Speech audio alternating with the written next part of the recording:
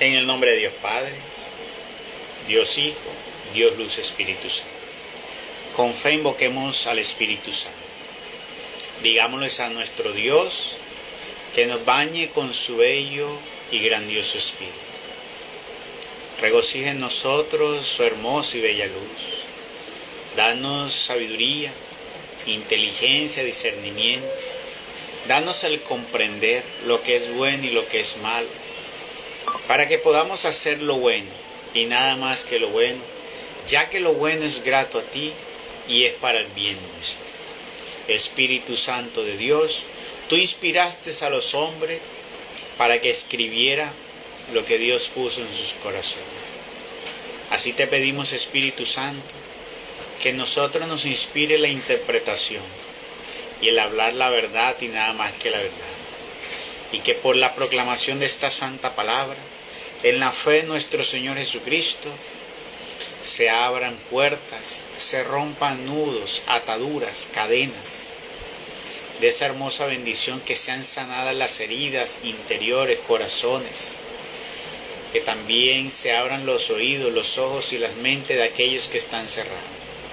Todo para la gloria de nuestro Señor, para la edificación de su santo reino, para el crecimiento en la fe de mis hermanos, para el fortalecimiento de su vida espiritual, para el crecimiento de su espíritu.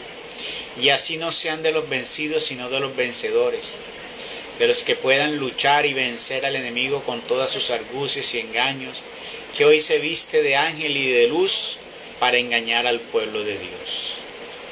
Gracias, Espíritu Santo, nos ponemos delante de ti, que nos arropes, que nos limpies, que nos bañes, que aparte de nosotros todos nuestros pecados y maldades, las cuales reconocemos ante Dios, y abrimos nuestra vida en todo nuestro ser y nuestro corazón para que seas tú obrando dentro de cada uno de nosotros y dentro de aquellos que lleguen con fe para unirse a este estudio de la palabra. Sé tu Espíritu Santo dirigiendo en el nombre poderoso de Jesús de Nazaret nuestro Señor.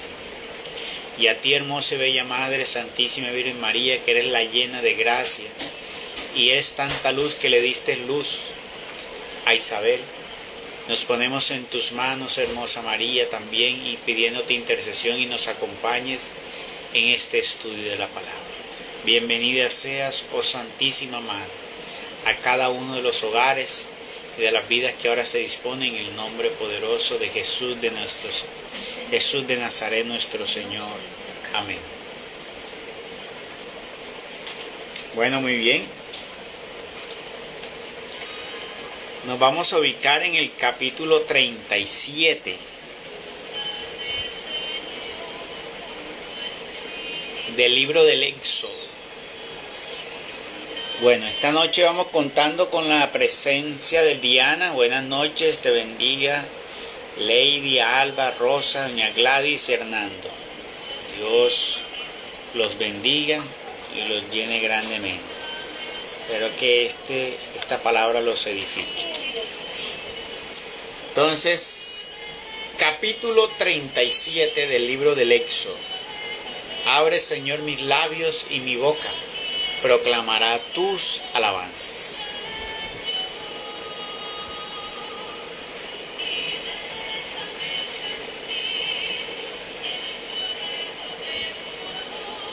Perdón, no es el capítulo 37, es el 38.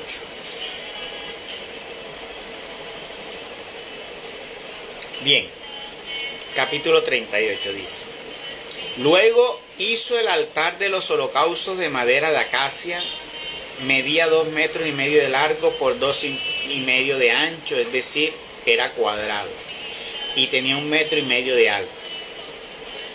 En sus 4 ángulos, y formando una sola pieza con él, le hizo unos cuernos y después lo recubrió de bronce. ¿De quién está hablando? Está hablando exactamente de Bezalel, que era el encargado que recibió el don que Dios le dio, la maestría para poder crear el arca de la alianza. Porque ¿qué está haciendo él ahí? Él está haciendo el arca de la alianza, está creando el lugar sagrado donde iba a estar el arca de la alianza, iba a crear, como por decir así, el templo Y en ese tiempo no era un templo, ¿ya? No tenía ese nombre. Y era mucho más pequeño que lo que después crearon el templo de Salomón. Este era mucho más pequeño.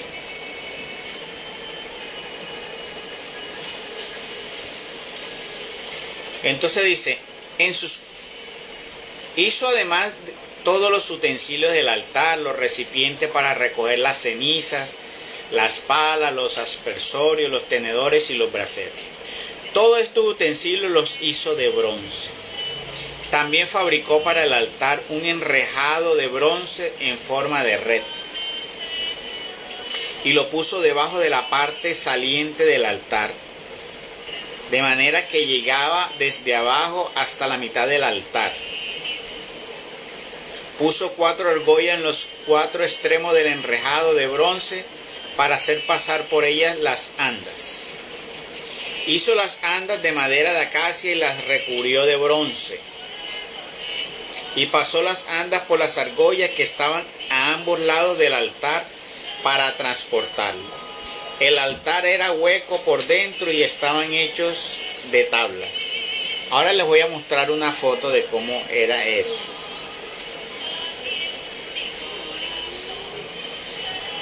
Después hizo la fuente de bronce y su haz también de bronce, con los espejos de las mujeres que prestaban servicio a la entrada de la carpa del encuentro.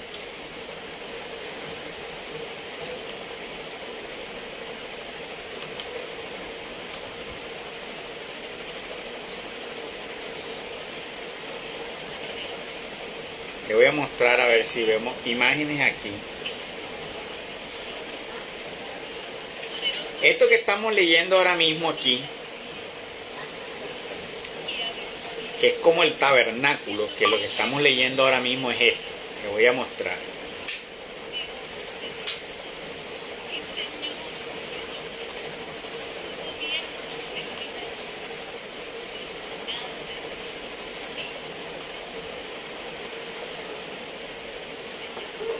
Si ustedes logran ver aquí,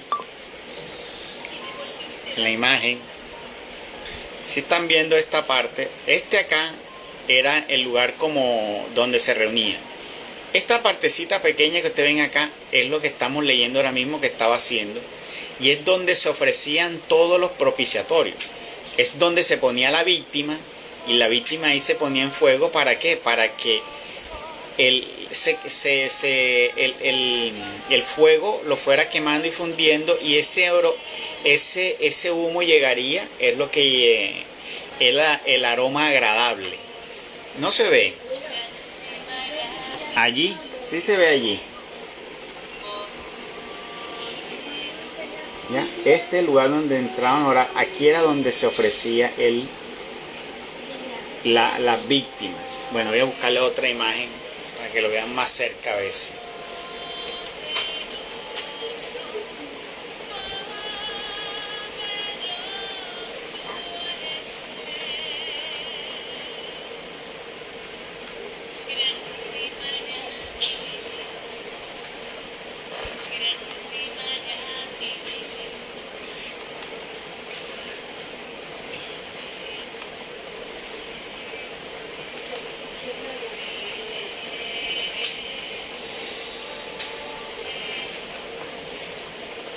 No deja bien grande el tabernáculo.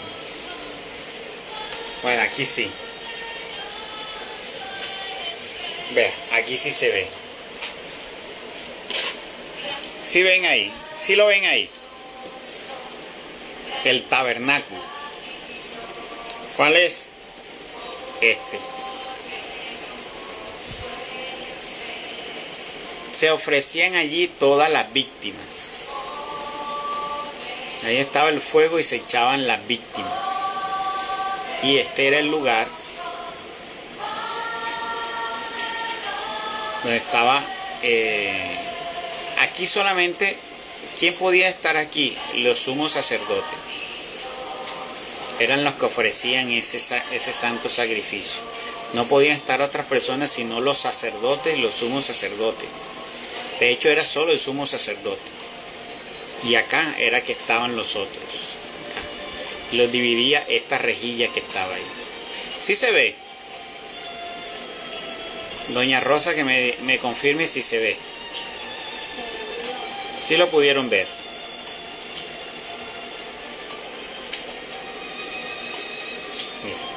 Este es donde se ofrecen las víctimas de cambio. Bueno.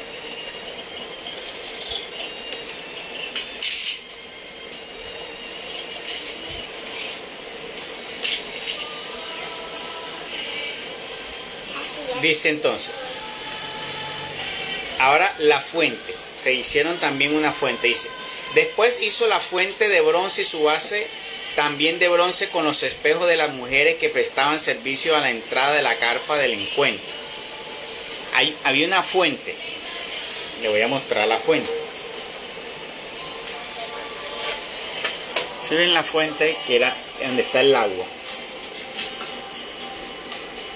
Aquí. La fuente. Ya la ven. Bueno. Esta es la fuente. Aquí está. La fuente y esta es quienes se ofrecían. Les hacían los propiciatorios.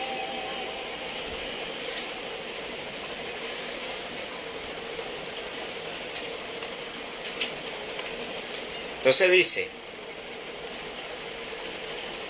Hizo también el atrio por el lado sur en dirección al Negev. El atrio tenía unas cortinas de lino fino reforzado dispuestas a lo largo de 50 metros. Sus 20 columnas estaban apoyadas sobre 20 bases de bronce y estaban provistas de ganchos y varillas de plata. Por el lado norte las cortinas tenían igualmente la longitud de 50 metros y andaban sostenidas por 20 columnas apoyadas en 20 bases de bronces y provistas de ganchos y varillas de plata. ¿Ya han visto las cortinas hoy que tenemos en las salas a veces, que son unas cositas que van así y están atravesadas por un palito de madera? Y esos palitos de madera tienen unos ganchitos y ahí se cuelga la cortina. Bueno, así era más o menos. Pero háganse la idea, son 50 metros, dice, cada cortina era de 50 metros. 50 metros.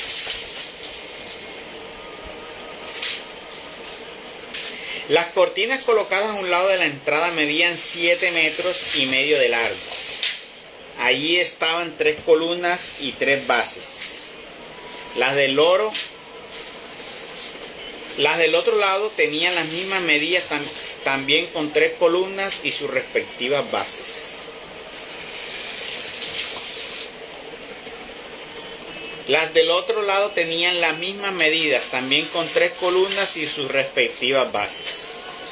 Todas las cortinas del atrio eran de lino fino reforzado. Las bases para las columnas eran de bronce y sus ganchos y sus varillas de plata. Los capiteles también estaban revestidos de plata y todas las columnas del atrio tenían varillas de plata.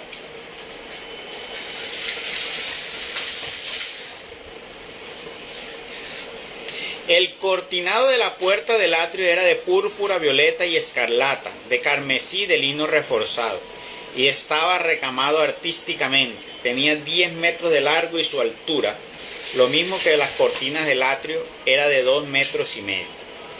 Sus 4 columnas y sus 4 bases eran de bronce y sus ganchos de plata, así como también el revestimiento de sus capiteles y de sus varillas. Todas las estacas de la morada y del atrio que la rodeaban eran de bronce. Este es el cómputo de las expensas para la construcción de la morada del testimonio, tal como le fue realizado por orden de Moisés y ejecutado por los levitas, bajo la dirección de Itamar, hijo del sacerdote Aarón. Bezalel, hijo de Uri, hijo de Hur, de la tribu de Judá, hizo todo lo que el Señor había ordenado a Moisés, contando con la ayuda de Joiliab, hijo de Ahisamac, de la tribu de Dan, que era artífice, bordador y recamador de púrpura, violeta y escarlata, de carmesí, de lino fino. El total del oro empleado en la ejecución de las obras del santuario, el oro procedente de las ofrendas, ascendió a 29 talentos y 630 ciclos en ciclos del santuario. La plata recogida entre los miembros de la comunidad que habían sido censados ascendió a 100 talentos y 1775 ciclos en ciclos del santuario. O sea, medio ciclo por cada uno de los incluidos en el censo de los 603.550 hombres de 20 años para arriba. Por eso, construir una cortina de 50 metros no era una cuestión de 10 personas. Mire toda la cantidad de personas que estuvieron en el proceso de hacer todo el altar, de hacer todas esas cosas. Fueron bastantes.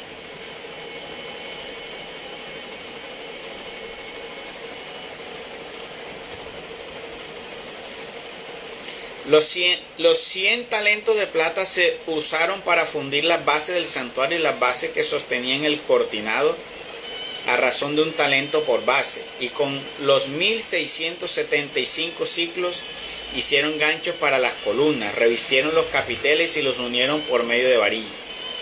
El bronce procedente de las ofrendas ascendió a 70 talentos y 2400 ciclos.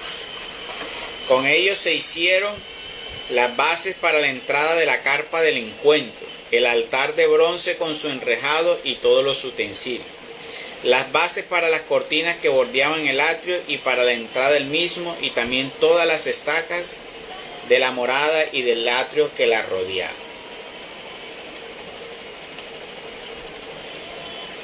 ¿Qué dice el capítulo 39? Pues ahí terminamos el 38.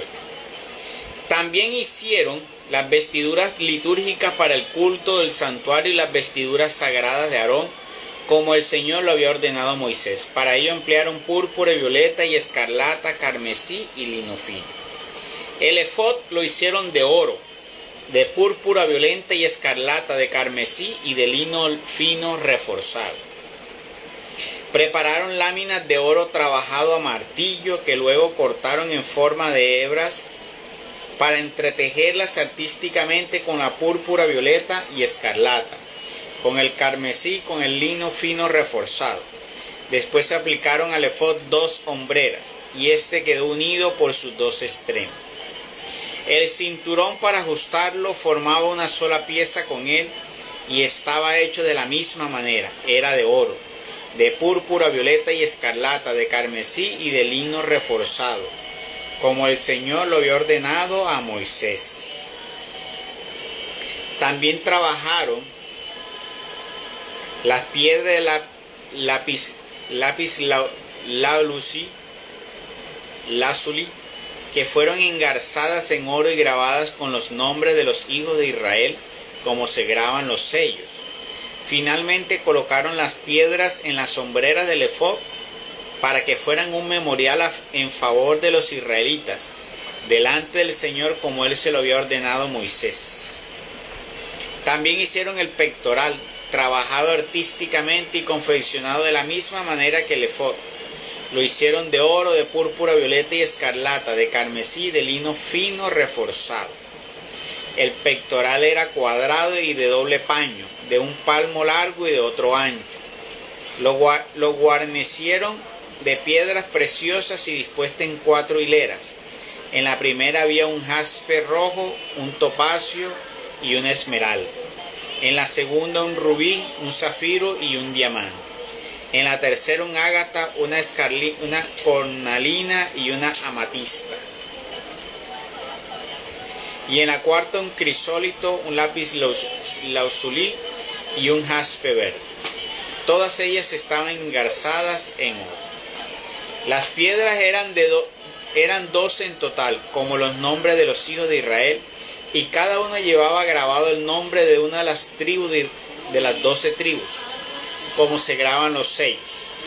También hicieron para el pectoral unas cadenas de oro puro trenzadas a madera de cordones, 2 engastes de oro y 2 argollas de oro, y se ajustaron a las 2 argollas a sus 2 extremos. Sujetaron las 2 puntas de las cadenas de oro en las 2 argollas que estaban en los extremos superiores del pectoral, y unieron las otras 2 puntas a los engastes que habían colocado sobre las hombreras del efod por la parte de adelante.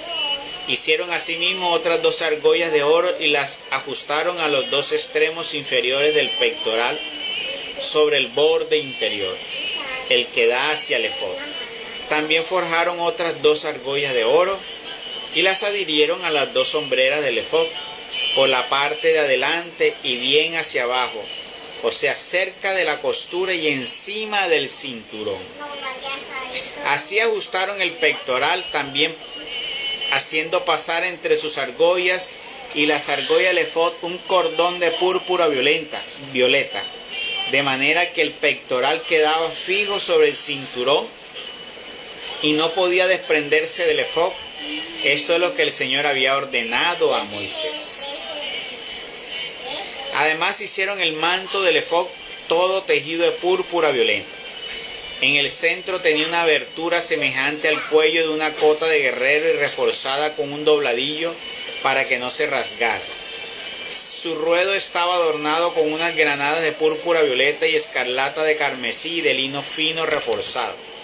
También hicieron unas campanillas de oro puro y las colocaron sobre el ruedo del manto, intercalándolas con las granadas.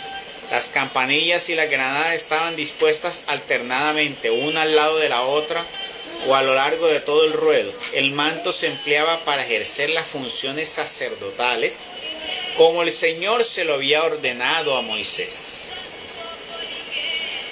Después hicieron las túnicas de lino fino para Aarón y sus hijos. Hicieron el turbante de lino fino, los adornos de las mitras de lino fino y los pantalones de lino fino reforzado. También tejieron las fajas recamadas de lino fino reforzado, de púrpura violeta y escarlata y de carmesí, conforme a la orden que el Señor había dado a Moisés. Finalmente forjaron la flor de oro puro, signo de consagración, y grabaron en ella, como se graban los sellos, la siguiente inscripción: consagrado al Señor. Luego le pusieron un cordón de púrpura violeta para poder sujetar a la parte superior del turbante, como el Señor se lo había ordenado a Moisés. Así fue concluida la construcción de la morada, o sea, la carpa del encuentro. En la ejecución del trabajo, los israelitas obraron exactamente conforme a todo lo que el Señor había mandado a Moisés. Entonces presentaron a Moisés la morada, la carpa y todo su mobiliario, los ganchos, los bastidores, los travesaños, las columnas con su base, la cobertura de cuero de carnero teñidos de rojo, la cobertura de pieles finas y el velo protector, el arca del testimonio con sus andas y la tapa, la mesa con sus utensilios y el pan de la ofrenda, el candelabro de oro puro con sus lámparas, las lámparas que debían colocarse en él, todos sus accesorios y el aceite para iluminarlas, el altar de oro, el óleo de la unción, el incienso aromático y la cortina para la entrada de la carpa, el altar de bronce con su enrejado también de bronce, sus andas y todos sus accesorios, la fuente con su base, los cortinados del atrio, las columnas con sus bases, el cortinado para la entrada del atrio, sus varillas, sus estacas y todos sus utensilios para el culto de la morada, o sea, la carpa del encuentro.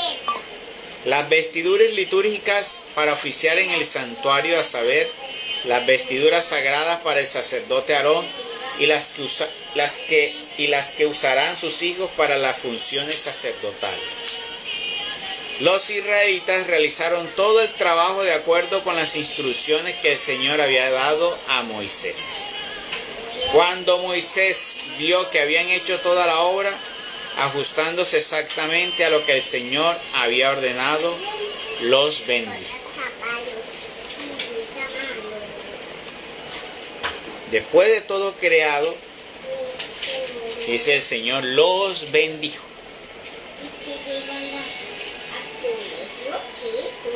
El Señor habló a Moisés en estos términos: el día primero del primer mes erigirás la morada, la carpa del encuentro.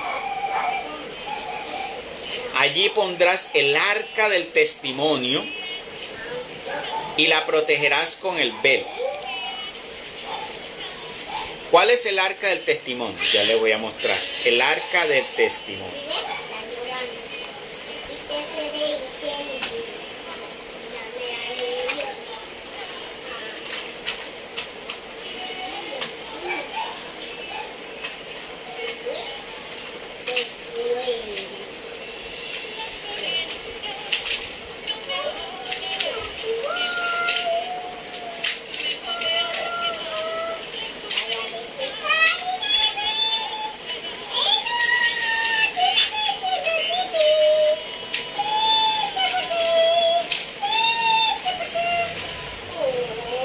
que es lo que llaman el arca del pacto.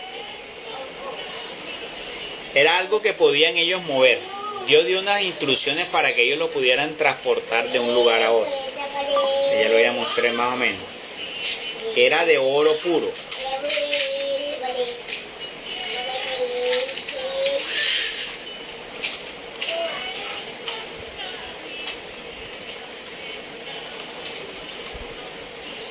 Vean.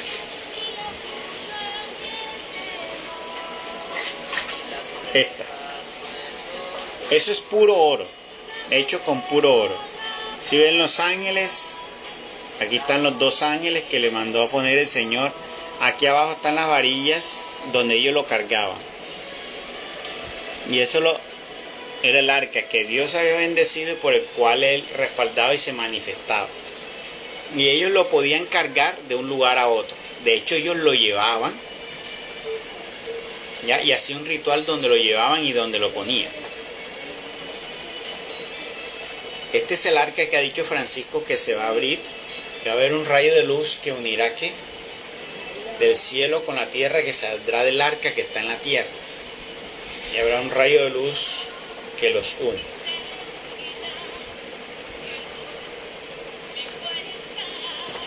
Entonces el Señor habló a Moisés en estos términos. El día primero del mes se erigirá la morada, la carpa del encuentro. La carpa del encuentro es el lugar donde Dios se iba a encontrar con Moisés. Allí pondrás el arca del testimonio, que es el que acabo de mostrarle, y la protegerás con el velo. Luego llevarás la mesa y dispondrás sobre ella lo que sea necesario. También llevarás el candelabro y le colocarás las lámparas. Delante del arca del testimonio pondrás el altar de oro para el incienso y la entrada de la morada colgarás la cortina. Después pondrás el altar de los holocaustos delante de la entrada de la morada. Y entre la carpa del encuentro y el altar colocarás la fuente llena de agua, como les mostré ahora al rato.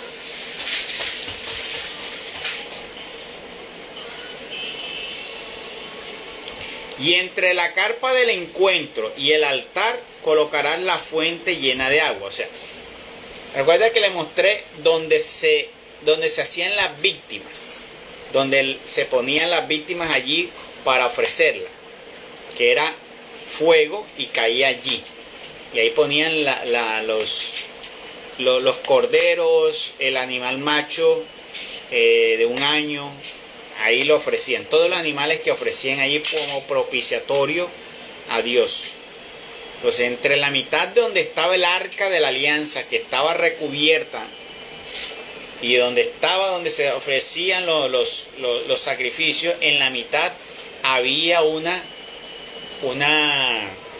la fuente de agua. Entonces, había una fuente de agua allí.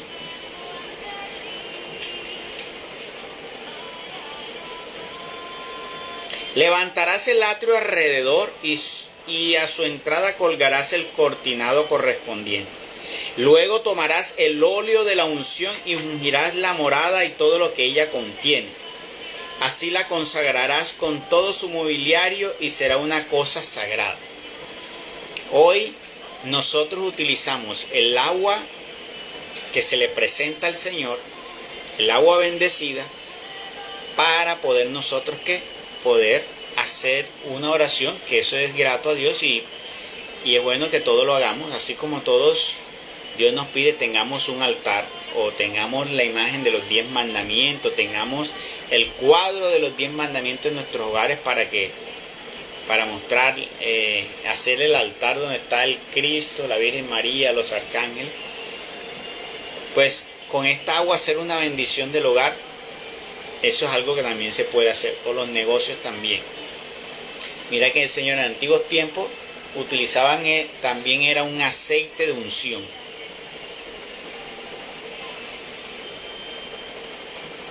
Claro que este aceite eran para las personas, para ungir a las personas.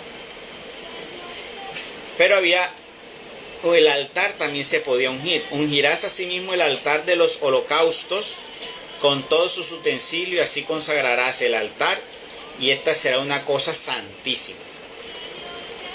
O sea, antes de poder ofrecer el sacrificio, tiene que estar ¿qué? Consagrado, y tiene que estar purificado donde se va a hacer eso. O sea que es donde lo que ya le mostré. En el día de hoy ya eso no se utiliza.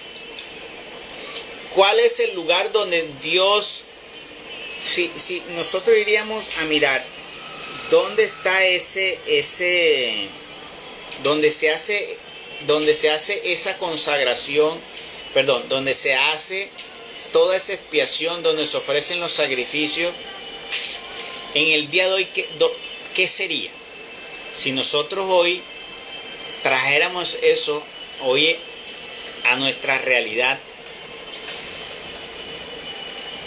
¿qué tendríamos ahí? Lugar de propiciatorio era el lugar, aquí está diciendo que era bendecido, Dios lo mandó a que le ungiera, que quedara todos los utensilios que se utilizaba, quedara bendecido, y eso quedaba como algo santísimo.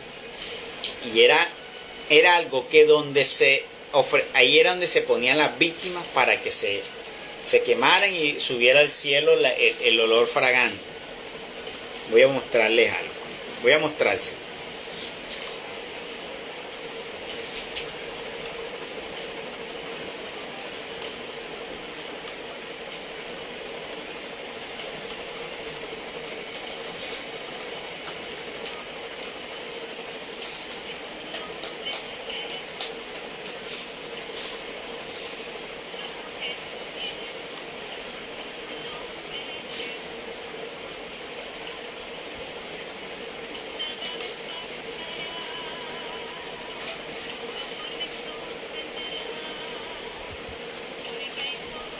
Tengo una imagen, pero no se deja poner en grande.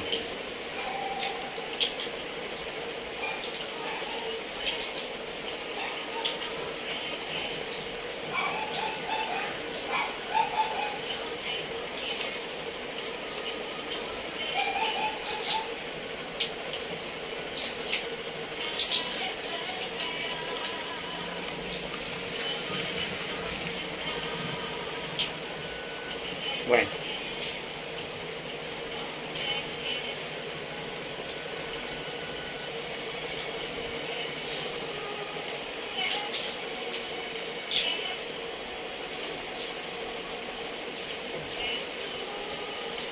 Vean, ahora sí.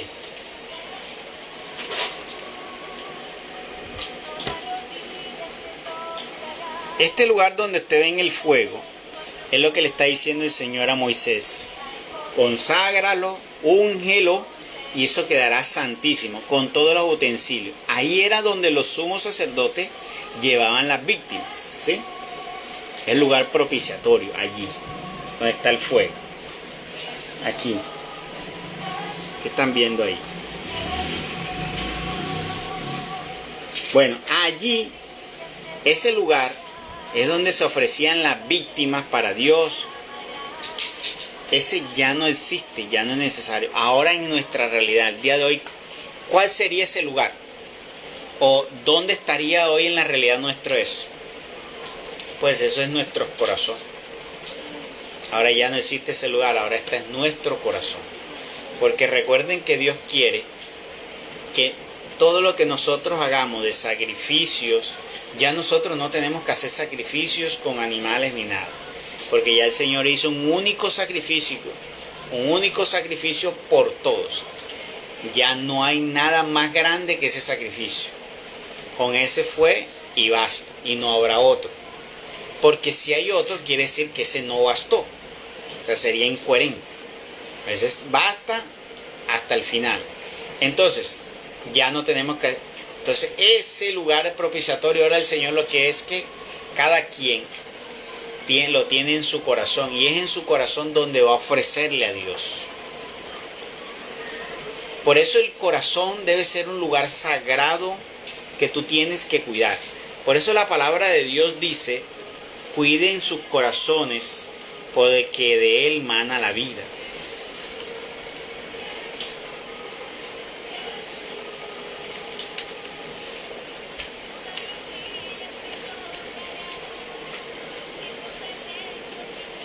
Lugar sagrado. Dice en Proverbios. Vea lo que dice en Proverbios 4. En Proverbios 4 dice: sobre toda cosa guardada. Sobre toda cosa guardada, ¿qué significa? Sobre todo lo que tú puedas conservar en la vida, una práctica piadosa, tú puedes guardar y para ti ser fiel e ir a la Eucaristía, tú puedes ser fiel e ir a los grupos, tú puedes ser fiel, llevarle comidita al pobre, llevarle vestidito al pobre, ir y visitar enfermos. Son cosas que tú guardas allí de actividades, pero dice el Señor, sobre toda cosa guardada que tú puedas hacer, sobre toda cosa guardada, guarda tu corazón. Porque de él mana la vida. Porque de él mana la vida. Y es allí en tu corazón donde Dios quiere morar. Ya Dios no habita en templos de roca. Por eso cuando dicen que hay algunos por ahí que dicen que Dios está con...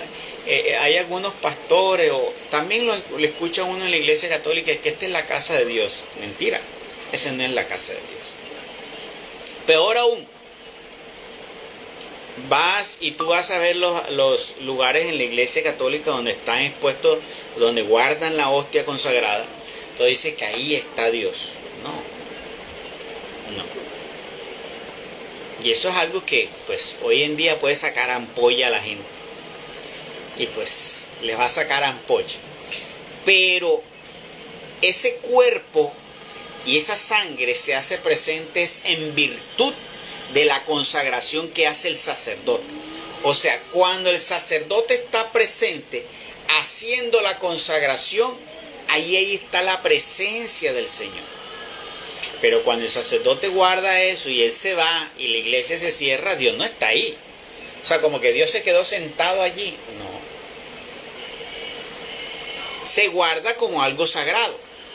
Así como tú guardas la Biblia como algo sagrado. Pero no quiere decir que en la Biblia esté Dios ahí. Tú haces un altarcito en tu casa como algo sagrado. No quiere decir que Dios está habitando ahí.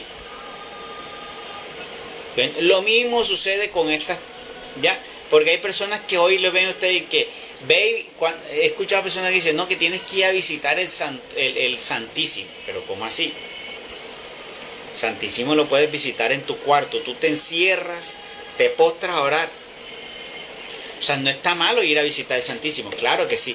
Pero tú tienes que tener el entendimiento qué significa visitar el Santísimo. Si tú vas al Santísimo porque tú lo ves como un lugar agradable, tú dices, es un lugar propicio para ir a orar sin ningún tipo de interrupción, pues sí, es válido tu interpretación. Ahí está siendo válida tu interpretación. Pero cuando tú me dices que voy al Santísimo porque es que ahí está Dios y no está en mi cuarto, tu interpretación está errada. Ahí tienes una interpretación errada. Y eso es lo que hay que saber entender. Dios no habita en templos de roca. Y la presencia de Dios en el cuerpo y la sangre, en la hostia consagrada, se da en virtud cuando el sacerdote la presenta. Cuando el sacerdote la presenta. Ay, entonces ¿para qué la custodian allí? Porque es algo sagrado. Que sea algo sagrado no significa que aquí no estamos... la discusión no es si es sagrado o no, si es sagrado. La discusión es si realmente está la presencia. Entonces te ven a las personas que hacen lugares de oración y dicen, vamos al Santo... hay que hacer 33 visitas al Santísimo para que se me cumpla la petición. Las mismas 33 las puedes hacer en tu casa, encerrado en tu cuarto. Ay, es que en mi casa no puedo orar. Ah, bueno, ya eso es otra cuestión. Eso ya es otro tema. Una cosa es si el lugar está siendo propicio, si es agradable, si me puedo estar tranquilo, concentrar, que mis hijos, que mi esposa, que la bulla de la calle, que demás. Bueno, eso es otra cosa. Ahí sí podríamos decir, ese sí es un lugar propicio para ir a orar. Tienes un lugar propicio para ir a orar. Pero no se dejen engañar, creer, porque hay gente que le dicen eso. Los ven ustedes, ¿no? Que ves allá, tienes que ir al Santísimo, ¿no? Una vez oré con una persona y estamos orando a una persona, a un joven, y la muchacha decía que el Espíritu Santo le revelaba que él debía ir a orar al Santísimo. Pero ¿cómo así? Puede ir a orar en su casa. ¿Tienes inconveniente para orar en tu casa? No, ora en tu casa. ¿Para qué te vas a gastar un pasaje de ir a un lugar? Si Dios está en el Santísimo Corazón, de los que aquellos han hecho el corazón un altar para Dios.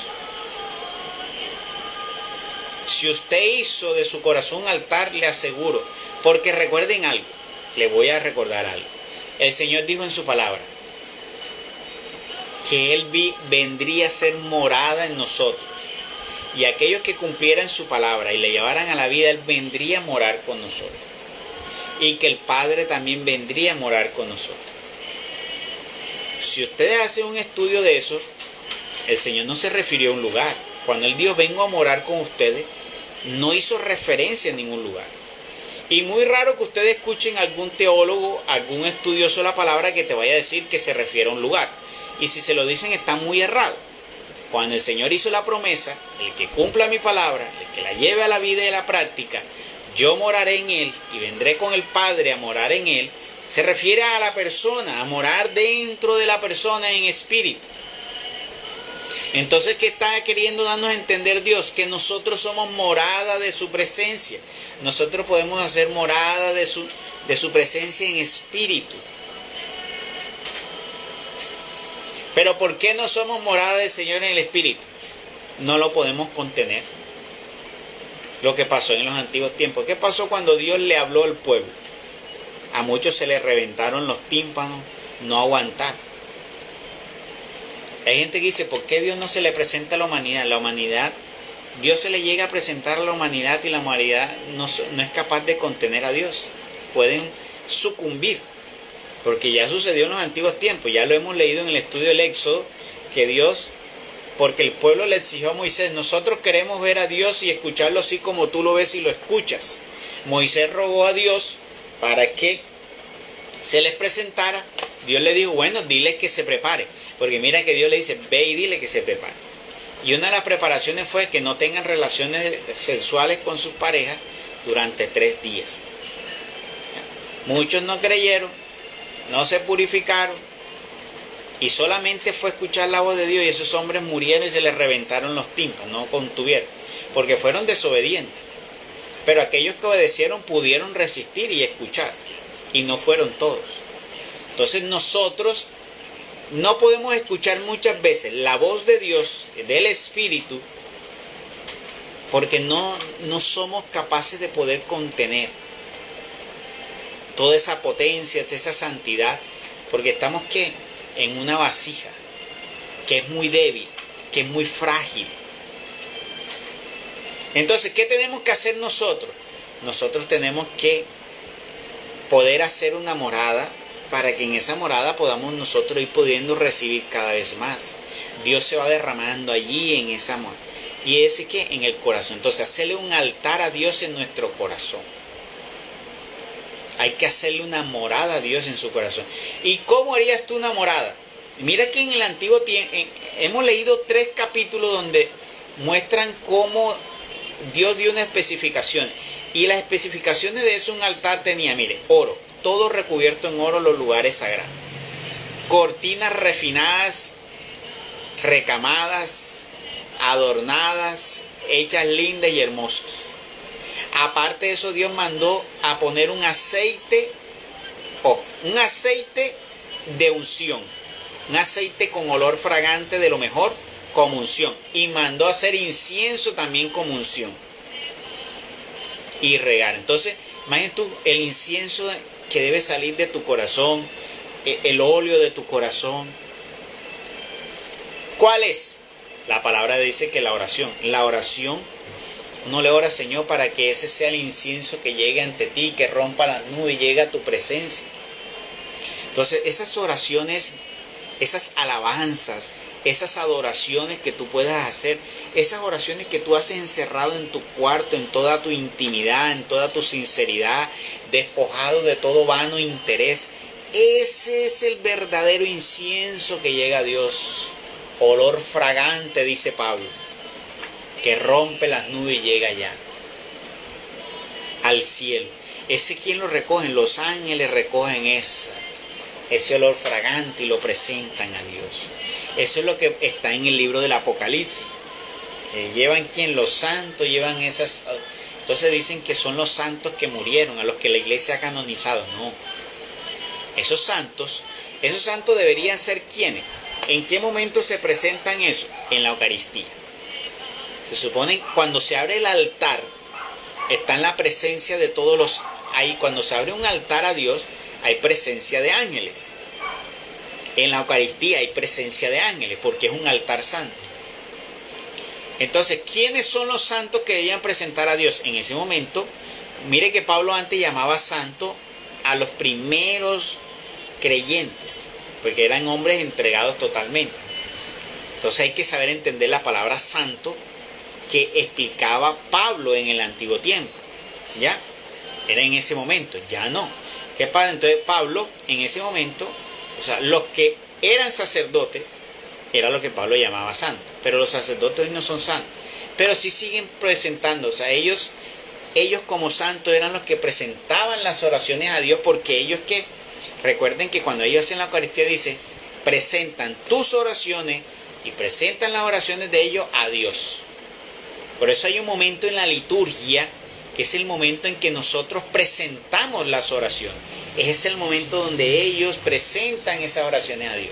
Por eso es importante, por eso es que la Eucaristía es algo, un suceso magnífico en el ser humano, para el pueblo y para la humanidad, que no hemos sabido valorar y que los sacerdotes están dejando perder en su santidad, en su poder y en su grandeza. Porque ellos deberían hacer una oración, vengan todas las intenciones de ustedes, él como sacerdote las va a presentar. Ya Él las presenta a Dios en un acto solemne. Y eso llega a Dios como ¿qué? Como un incienso, como que debe salir como un olor fragante a Dios. Pero hoy tristemente ellos no están haciendo esas oraciones fuertes, entregando ¿para qué? Para presentarlas a Dios. Por eso cuando ustedes vayan a la Eucaristía, oren con fe y entreguen a Dios. Presentan esas oraciones a Dios con toda la fe del mundo.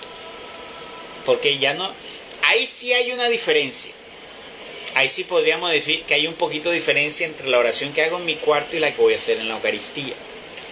Porque tú le estás uniendo, la oración que estás haciendo allá la estás uniendo a esa obra, a ese sacramento que el sacerdote está presentando a Dios. Entonces, si tú haces una oración sincera, pulcra, de un corazón limpio, imagínate tú esa oración allí, unida allí, eso va a llegar a Dios. Entonces, te imaginas si todo el pueblo tuviera un corazón dispuesto a Dios, ofreciendo esas oraciones bonitas. Eso llegaría para Dios que un perfume. Pero ¿qué hizo Dios? ¿Qué hizo Dios? ¿Y de qué se quejaba en los antiguos tiempos? Decía, ese humo de ustedes ya me espanta, ese olor me molesta. Voy a buscar donde el Señor mediante los profetas les mandó a decir a los sacerdotes que ya ese incienso que ellos levantaban, que esos sacrificios, que ese humo en vez de darle un olor fragante a él, lo que le hacía era que ya le espantaba y le molestaba. ¿Por qué?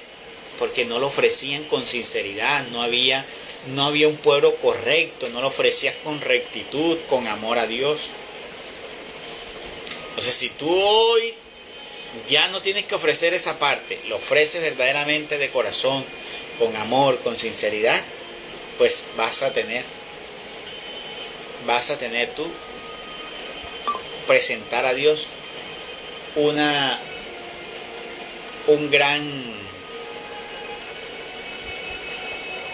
gran oración a Dios. Entonces el corazón es tu altar, para que hoy lo tengas presente. Sobre toda cosa guarda tu corazón de rencor. No puede haber odio, mucho menos. Venganza, muchísimo menos. Y ojo, idolatría y abominación. La idolatría sí te saca totalmente, que no hay ningún tipo. Y la abominación, que es cosa desagradable. Por lo menos los que viven en homosexualidad, complaciendo esos placeres de la carne, eso es abominación ante Dios. El aborto es abominación ante Dios. Hay gente que vive en idolatría.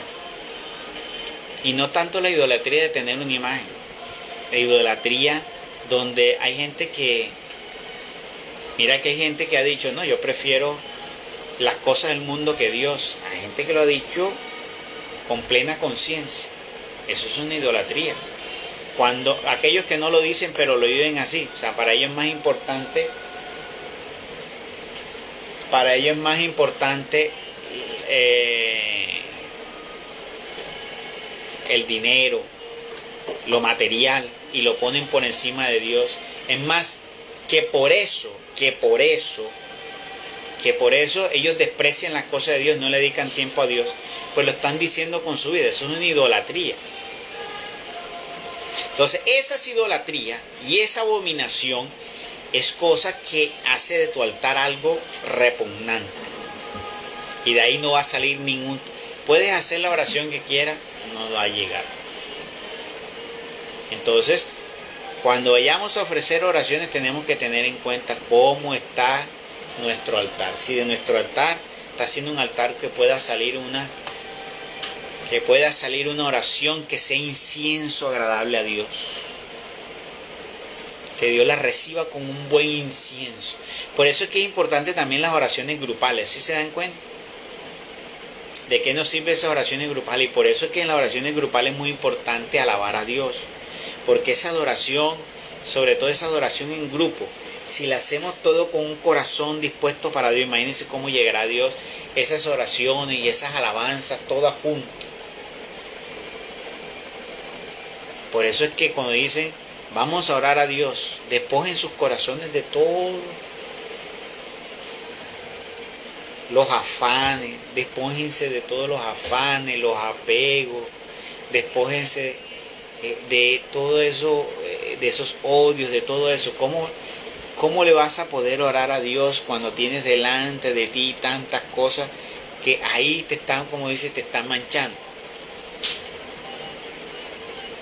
Tienes la evidencia, como dice, puesta allí, las manos manchadas de sangre, y le estás diciendo, Dios, aquí está presentado ante ti. Pero si tienes las manos manchadas, ¿cómo te presenta ante el Rey de Reyes manchado?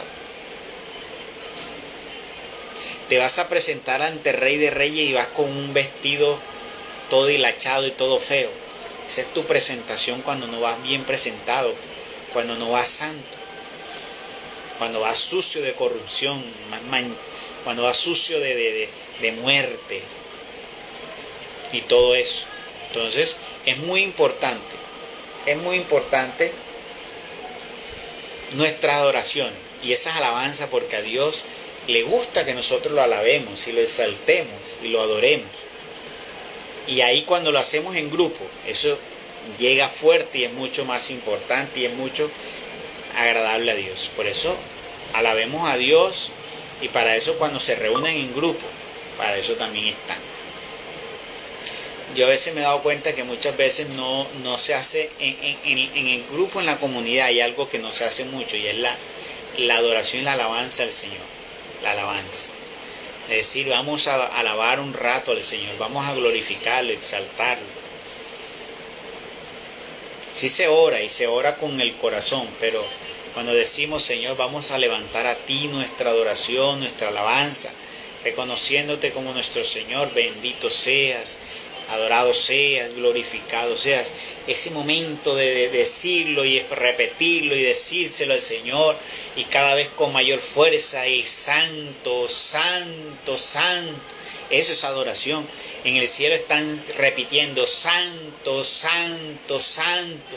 Santo tú, Señor, eres mi Dios, mi Salvador. Repetirle eso. Y las alabanzas. Ahí se despliega el Espíritu. Eso hay que hacerlo. Entonces ya saben que el corazón es el lugar donde ahora nosotros ofrecemos los sacrificios. Que es ahí donde le vamos a ofrecer a Dios entonces todas nuestras obras de obediencia, de amor.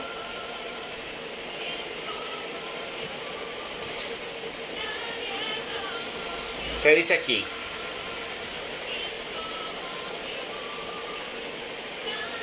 Después que Aarón y sus hijos se acerquen a la entrada de la carpa del encuentro, y los lavarás con agua.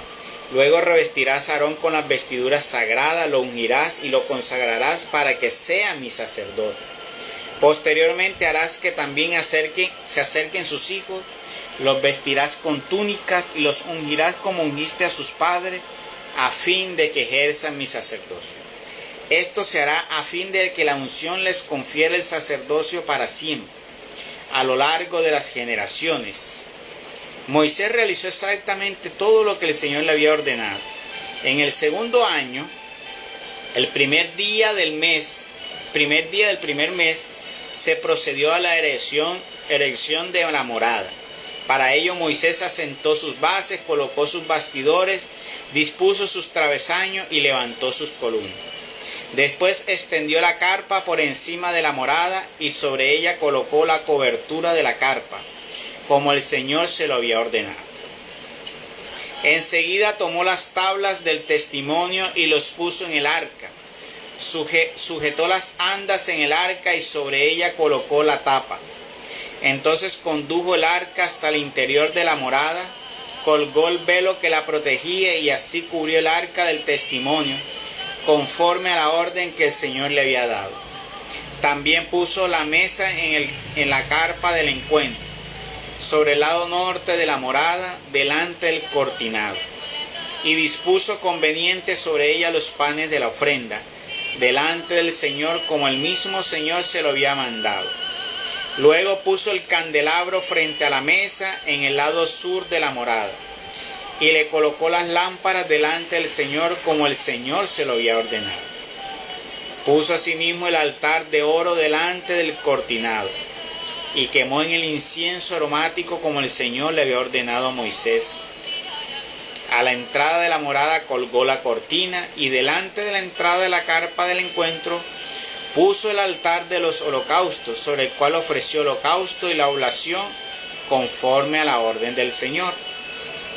Entre la carpa del encuentro y el altar ubicó la fuente y le echó agua para las abluciones.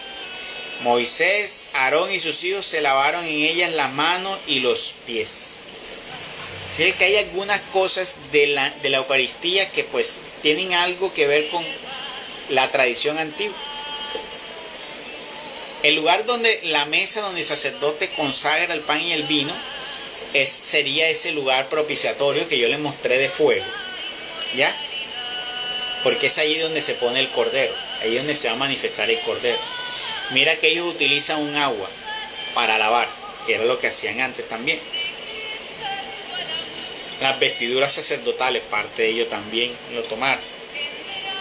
Por eso es que algunos protestantes dicen que este sacerdocio es un sacerdocio del antiguo, que todavía siguen siendo un sacerdocio del antiguo, pero no, ha tomado cosas porque el Señor dijo que esto sería perpetuo. Ya ha cambiado algunas cosas, pero no todas. Hay algunas cosas que quedaron y pueden quedar para ejercer el sacerdocio. Entonces dice, entonces la nube, y siempre entraban en la carpa, Moisés, Aarón y sus hijos se lavaron en ella las manos y los pies. Y siempre que entraban a la carpa del encuentro y se acercaban al altar, se lavaban como el Señor se lo había ordenado a Moisés. Finalmente, levantó el atrio alrededor de la morada y del altar, y colgó el cortinado a la entrada del atrio. De esta manera Moisés dio por terminado el trabajo. Entonces la nube cubrió la carpa del encuentro y la gloria del Señor llenó la morada. Moisés no podía entrar en la carpa del encuentro, porque la nube se había instalado sobre ella y la gloria del Señor llenaba la morada. La nube, guía de los israelitas. En todas las etapas del camino, cuando la nube se alzaba, alejándose de la morada, los israelitas levantaban el campamento. Pero si la nube no se alzaba, ellos no se movían hasta que la nube volvía a ser.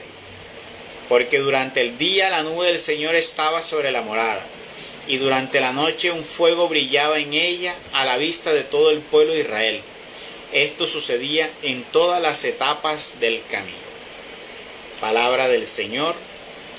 Gloria a ti, Señor Jesús.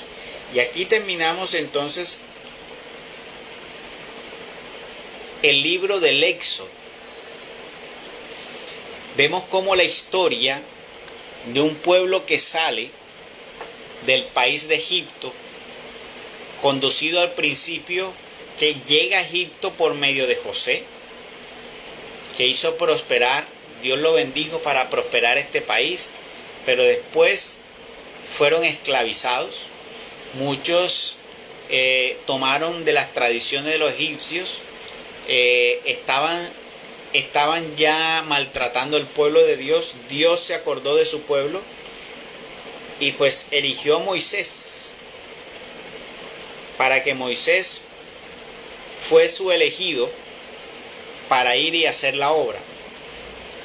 Y con Moisés siempre acompañó el Señor, siempre esa nube, que los acompañó. ¿Para qué? Para que los cubriera del inclemente sol, y en la noche les ponía una columna de fuego, porque sabe que en ese tiempo no existía la luz, o sea, la que hoy tenemos como luz.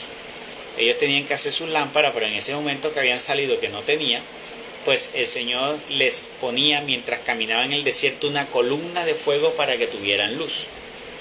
Entonces, y llega un momento en que Dios los saca totalmente, los va guiando, les va dando las normas, las leyes, la jurisdicción, elige jueces, para que ellos tengan todo de cómo debía actuarse.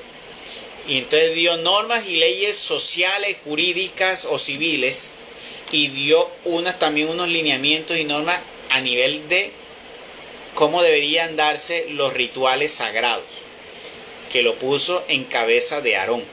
Entonces, cómo hizo la tienda del encuentro, el lugar de propiciatorio, donde se lavaban las manos, donde podían entrar solamente las personas, el lugar donde solamente entraban los sumos sacerdotes, donde entraba Aarón y sus hijos simplemente para ofrecer los sacrificios por el pueblo. Bueno, todo esto nos cuenta el libro del Éxodo, toda esta historia, más todos los prodigios que hizo Dios por medio de Moisés, todo lo que fue haciendo con Moisés. Aquí terminamos esta fascinante historia del libro del Éxodo, mostrando esta parte importante. Mira que Dios fue tomando a su pueblo y guiándolo. Fue haciendo obras grandiosas y maravillosas. De tal manera que iba Dios cumpliendo toda su palabra. Iba cumpliendo Dios toda su palabra y haciendo que su pueblo cada vez creciera más y fuera conquistando hasta llegar al lugar que Él quería darle y tomar posesión. Porque era ir creciendo. Un pueblo que era pequeño comenzó a crecer, a crecer. Porque ¿qué era el pueblo de Israel? ¿Qué era el pueblo de Israel? ¿Con cuántas personas comenzó el pueblo de Israel? A ver.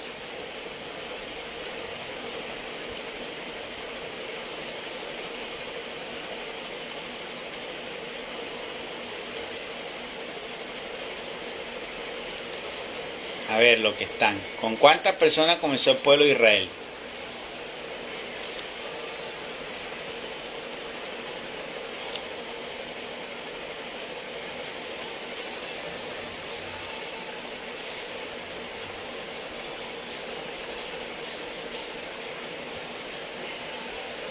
No saben. Qué falla.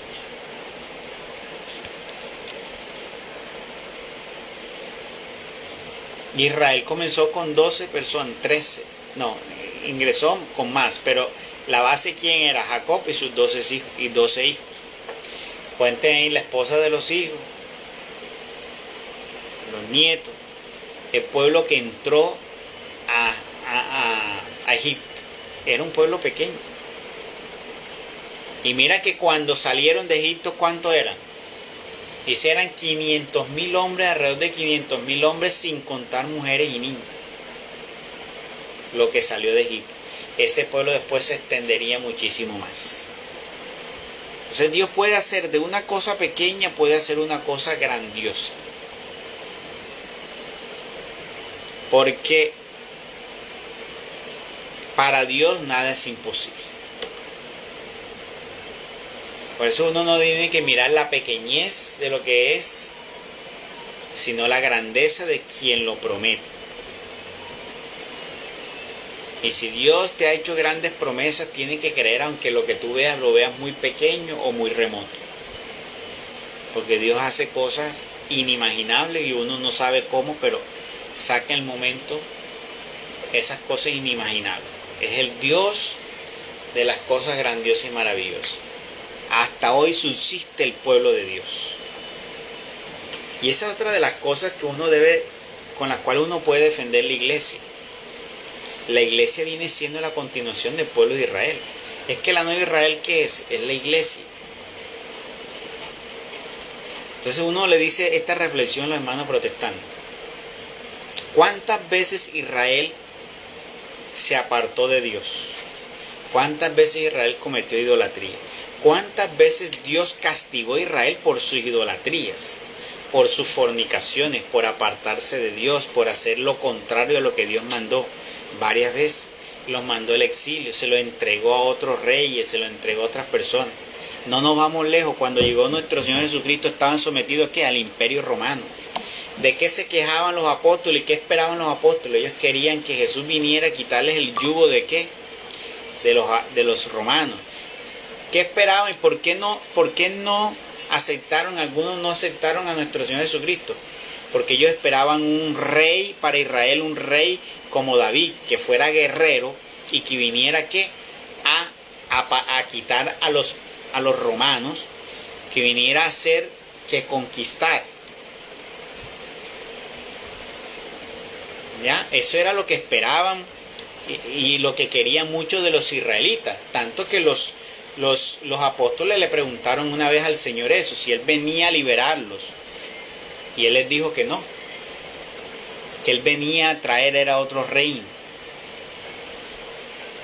Entonces, a pesar de todo eso, a pesar de todo lo que hizo el pueblo de Israel, porque ¿qué hicieron todos los profetas? Todos los profetas se dedicaron fue ¿qué? Durante el tiempo de los reyes, a decirle a los reyes, viene sobre Dios el castigo porque están haciendo esto, esto y esto. Elías no quería ir más donde el pueblo, ¿por qué? Porque era un pueblo idólatra que no creía, que no quería seguir a Dios y que no le hacía caso a Dios y no era obediente a Dios, a sus mandatos y a sus leyes. Y dígame, todos los profetas, usted lee la historia de todos los profetas, si usted lee todos los profetas, no conozco uno de los profetas que no haya lanzado un juicio de parte de Dios hacia el pueblo de Israel. ¿Cuántas veces lo hizo? Hizo muchas veces. Bueno, lo mismo, pero díganme ustedes, ¿Dios abandonó al pueblo de Israel a pesar de todo eso? No, porque Dios dice, yo no soy como el hombre que miente y se arrepiente. Porque si Él actuara como nosotros, dejaría de ser como Dios. Entonces los hermanos dicen que la Iglesia Católica dejó de ser la iglesia porque tiene equivocaciones, porque ha cometido errores. Entonces pónganse a pensar, entonces Dios cambió, ya el Dios de Israel ya no cambió. Entonces no le gustó una cosa y la cambió y desertó, no. Ese no es el Dios. El Dios es el mismo de ayer, de hoy y de siempre. Y Él no está cambiando como cambian los hombres. Él sabe cómo comienza a reencauzar. Él sabe cómo hacer, corregir. Y así como hizo y guió a su pueblo de Israel, mire que hasta el día de hoy todavía existe el pueblo de Israel. Y existe como país y existe esa nueva Jerusalén porque no ha caído. Mira que la iglesia, a pesar de todo lo que ha tenido, todo lo que los mismos hombres, porque han habido papas, cardenales, obispos que han hecho cosas horrorosas. ¿Cuánta gente no se ha ido por culpa de sacerdotes que hoy no dan testimonio? Y por cosas, equivocaciones que todavía están, y aún la iglesia no se ha caído. Esa es la muestra de que Dios no la ha abandonado. Y nunca la abandonará, porque es una promesa. Entonces nosotros no podemos creer que tenemos un Dios que está cambiando. Vino Lutero, Entonces vino Calvino, no le gustó Lutero y montó Calvino lo suyo. Vino John Knox, no le gustó, vino entonces ya no es los calvinos, sino los presbiterianos. Los presbiterianos no le gustó, vinieron los anglicanos. De los anglicanos entonces vinieron los metodistas. No le gustaron los de los metodistas, vinieron los adventistas. De los adventistas por ahí también aparecieron los testigos de Jehová, también aparecieron los mormones. Y después también aparecieron los pentecostales. Y después ustedes se dan cuenta que es van apareciendo, como dice, una nueva versión. Duran un tiempo en un lugar, viene una nueva versión supuestamente para mejorar la anterior. Y llevamos más de 500 años encontrando esa mejor versión y ahí todavía siguen apareciendo mejores versiones todavía. Y lo que hacen es que cada vez apartándome. Entonces imagínense esas mejores versiones. Como le decía una persona una vez, le decía, de esas 20.000, si yo me salgo de la iglesia católica, ¿para cuál de esas 20.000 me voy a ir? Ilumíname tú, ¿a cuál me debería ir si todavía entre ustedes no se ponen de acuerdo? Si todas me van a decir que tienen la verdad, ¿a dónde me voy a ir yo? Para andar yo, si yo soy una persona sabia, donde tú me vas a poner a escoger entre donde hay tanta división, yo mejor me quedo aquí, donde he conocido al Señor y donde he conocido al Señor y donde se ha transmitido la obra del Señor. Porque es gracias a la Iglesia Católica que ha llegado el nombre de Jesús a toda la humanidad. Es gracias a la Iglesia Católica que existe la palabra que ellos mismos leen hoy. Y es que uno no necesita cambiar de iglesia, necesita cambiar el corazón, cambiar de forma de vivir. Porque para eso en la Iglesia Católica no existieran conversión. Si fuera una iglesia repudiada por Dios, ¿se vería la mano de obra? Para eso no existieran las personas que experimentaran y se convirtieran al Señor. Hay muchas personas que se convierten al Señor. ¿Ya? Entonces hay que tener en cuenta que no debemos cambiar. Lo que debemos hacer es cambiar ese corazón para hacer un altar grato a Dios y ofrecerle a Dios oraciones gratas. Entonces no se dejen ustedes confundir. Bueno, con esto terminamos entonces el libro del Éxodo.